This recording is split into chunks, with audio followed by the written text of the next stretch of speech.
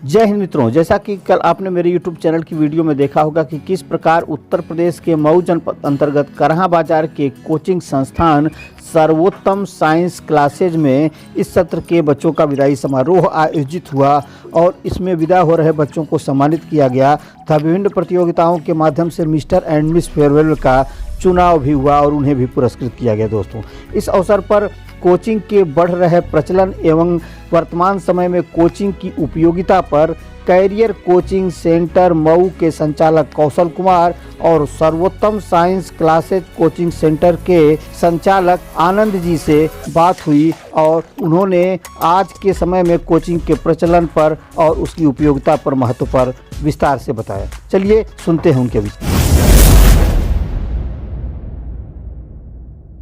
आप सर्वोत्तम science classes के संस्थापक हैं। क्या इस वजह से कोचिंग आपने शुरू किया और एक बार समाप्त होने के बाद कैसा अनुभव? देखिए सर, सर्वोत्तम साइंस क्लासेस का मैं संस्थापक हूँ।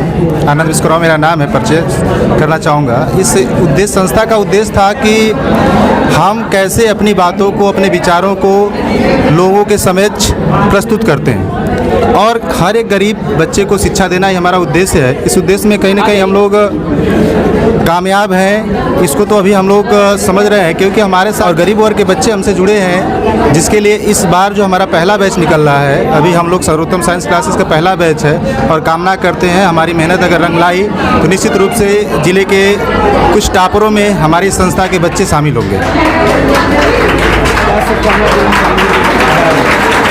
आज इस विदाई समारोह के अवसर पर मैं शुभकामना देना चाहूँगा बच्चों को कि आप जिस उद्देश्य के लिए यहाँ आए थे, आप वो उद्देश्य प्राप्त करके आइए। और हमारी संस्था का उद्देश्य ही रहा है कि हमें सर्वोत्तम बनना है, सबसे उत्तम, सब में उत्तम ही है सर्वोत्तम, यही संदेश है। कोचिंग संस्थान के संचालक हैं। आज के समय में जो कोचिंग संस्थान है उनकी बच्चों के प्रति क्या उपयोगिता है? बहुत सारे कुकुरमुत्ते जैसे संस्थान खुल रहे हैं ऐसे समय विद्यालय कोचिंग संस्थान में क्या अंतर है? देखिए, सबसे पहली चीज़ कि अगर यह कहना अतिशयोक्ति नहीं है कि आज विद्यालय को या कोचिंग को लोग जहाँ व्यवसायीकरण मानने लगे हैं, मैं ये मानता हूँ कि ये उचित नहीं है कहना।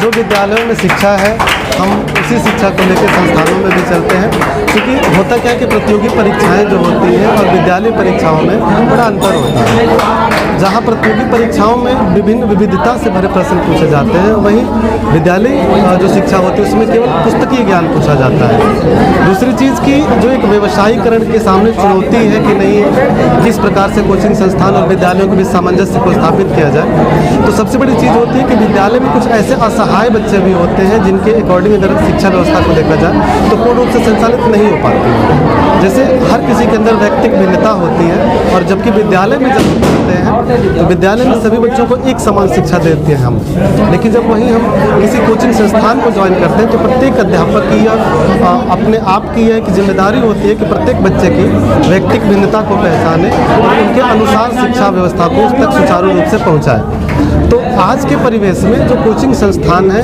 और जो विद्यालय संस्थान है, दोनों कामयाबी तक पहुंचाने के लिए एक सिक्के के दो पहलू के समान है।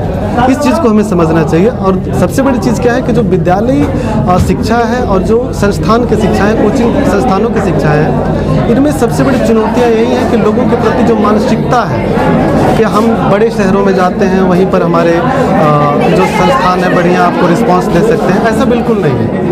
हम ही इलाहाबाद पढ़ाते हैं, हम ही मऊ पढ़ाएंगे, हम ही ग्रामीण परिवेश में पढ़ाएंगे, तो अध्यापन कहीं भी बदलता नहीं है, बशर्ते उसके पढ़ाने के तरीके क्या हैं। दूसरी चीज़, हम अपनी व्यक्तिगत बता रहे हैं, जो हमारी मानसिकता ये होती है कि जो हमारे भाई बहन ग्रामीण परिवेश से हैं, गरीब तबके के बच्चे हैं, जिनके पास वो संसाधन नहीं है कि वो बाहर इलाहाबाद और दिल्ली जा कर के अपनी परीक्षाओं की तैयारी कर पाएँ, उन बच्चों को कम संसाधन में, कम उनके खर्चे में हम बेहतर संसाधन उपलब्ध करवाएं और उनको इस बात के लिए हम चुनौती देने के लिए समाज में खड़े करें।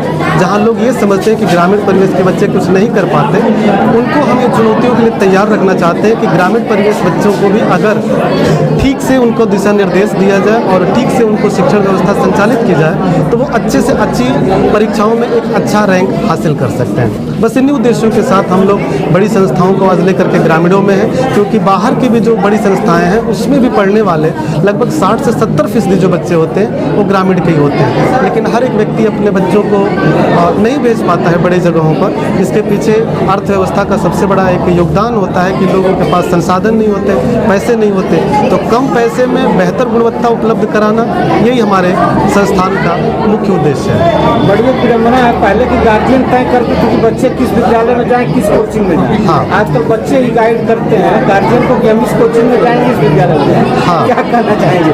उनकी देखिए, मानसिकता कितना बढ़िया चूज कर पाए। हाँ, देखिए दूसरी चीज़ ये है कि बच्चे चयन कर रहे हैं। मुझे लगता है कि बच्चों को चयन का अधिकार भी देना चाहिए, क्योंकि हम जब एक हमारे माँ बाप जिस चीज़ को तय करते हैं उसमें केवल उनका एक व्यक्तिगत वो जिम्मेदारी होती है, उनका केवल एक उद्देश्य होता है कि हम अपने बच्चे को बेहतर जगह भेजें, लेकिन वह बेहतर किस आधार पर है इसका आकलन वो छात्र करता है, क्योंकि किसी भी छात्र की अच्छाई और उस छात्र की कमजोरी वो छात्र स्वयं समझता है और उसको पता होता है कि किस संस्थान में जाने के बाद हमें किस तरीके की चीज़ों को समझ में आएगा।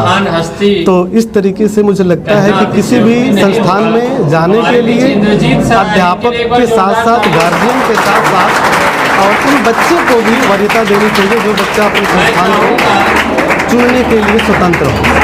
मैं ऑलरेडी वास्तव बढ़िया से जाऊंगा कि उन्हें धन्यवाद सर।